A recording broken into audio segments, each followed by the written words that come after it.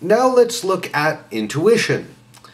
As I start to discuss each individual ability, I'm going to start by giving you the stats behind the ability.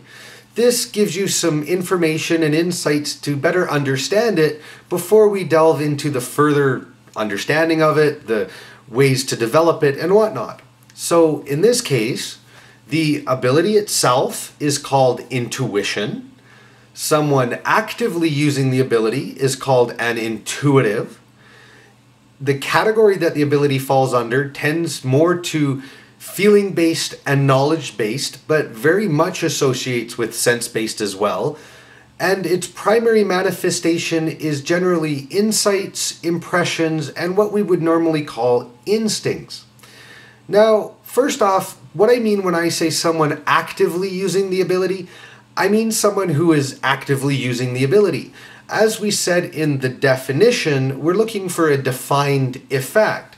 If someone has flashes of insight and intuition, it doesn't mean that they're an intuitive if they have no control over it. If it's purely random, then of course it can't be defined, and therefore that's not what we're talking about.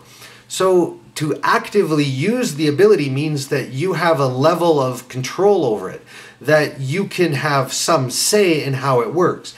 It doesn't, of course, mean that you have complete control over it, but it just means that you can exert some, and that's important.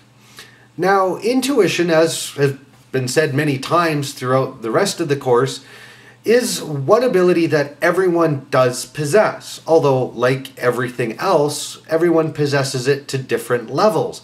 Now, I want to explain why. Why is it that everyone has intuition when not everyone has any of the other talents necessarily? And the simple reason is that it was a survival trait. Back eons ago, when we were food for other predators, we needed a way to survive. And the sense that danger was looming, the sense that we were being watched, allowed us to be more alert to the predators nearby, which of course gave us an edge in survival. If we knew something was coming, then we were more ready to deal with it and it didn't catch us by surprise. So we all possess that ability because of that primary reason. Of course, over the millions or hundreds of thousands of years of evolution, however you want to look at it, of course, we've evolved past the point of being food for other predators.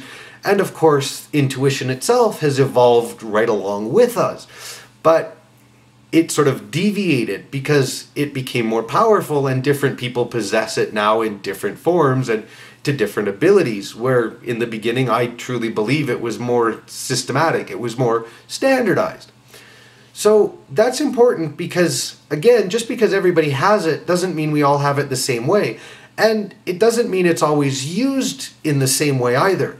Some people, intuition still sticks more to survival instinct, to knowing that there's danger nearby, knowing that we're being watched or followed or whatnot, and that's it. Now, with abilities like intuition, it's kind of important to realize that as you're developing them, there's not necessarily a defined right answer to them. Looking at danger, for example, you might be walking down the street and get an insight that there's danger. Well, if you quickly look around and don't see anything dangerous, that doesn't actually mean that there's no danger. It could be something beyond your immediate surroundings. As an example, if you're, say, walking under an apartment building, it could be that someone on a higher floor was watering their plants and there was a risk that they were going to knock one off and it would land and hit you in the head or something. So there's no defined absolute risk because nothing actually occurred. There was merely the possibility of something occurring, and the insight was there just to get you to quickly move so that, of course, if the person above you knocked the plant off of the ledge, it wasn't going to hit you. And that's the way a lot of intuition works, is things like that that don't necessarily have a specific defined end result. Now, that's important because, of course, if we're going to develop it, if we're looking, as I said, for the right answer, we're going to be lost. Now, with intuition, it's also a little bit more complicated because, as we've said before, it can mirror every of the sense-based, feeling-based, and knowledge-based abilities. Now, with the feeling and knowledge-based abilities, it mirrors directly. It's one of those things that it can affect how you perceive something because the end result is the same, right? You're getting insights, which are feelings and information. So that's why it mirrors perfectly feeling and knowledge-based abilities.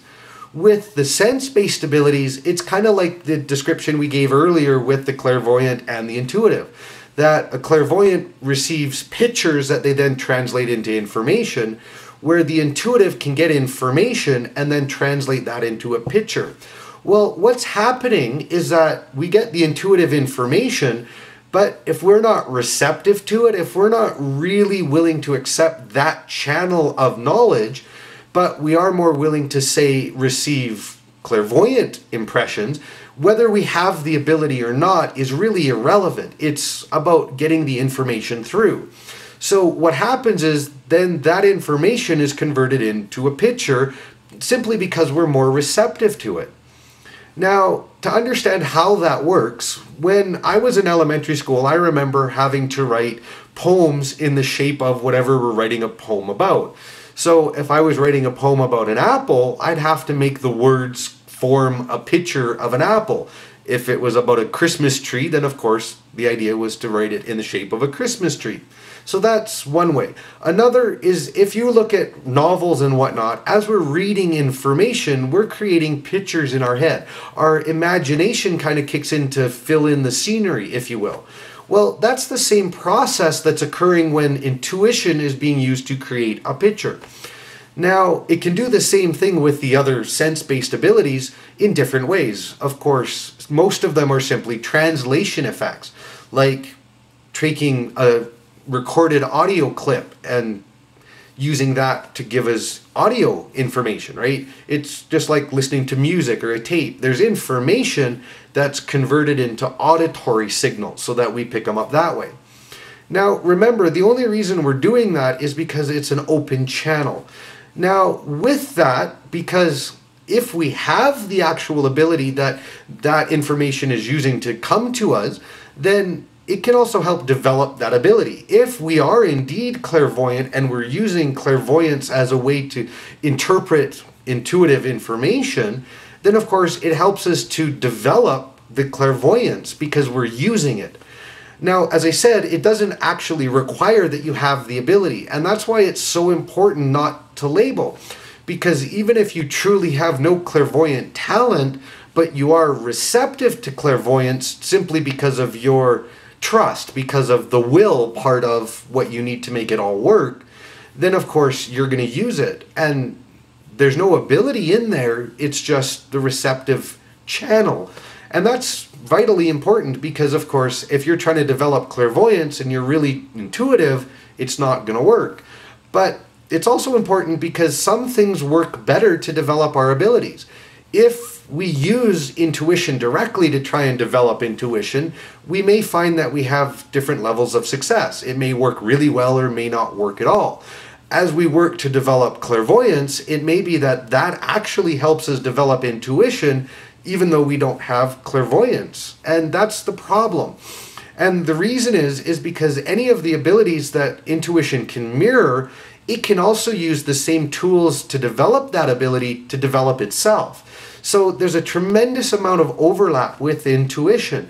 And of course, that's why we're discussing it first. Now, because we are sort of limited to 10-minute clips, in the next section of intuition, I'm going to go into the how to develop it. I just first wanted to give you a lot of information on what it is and how it works.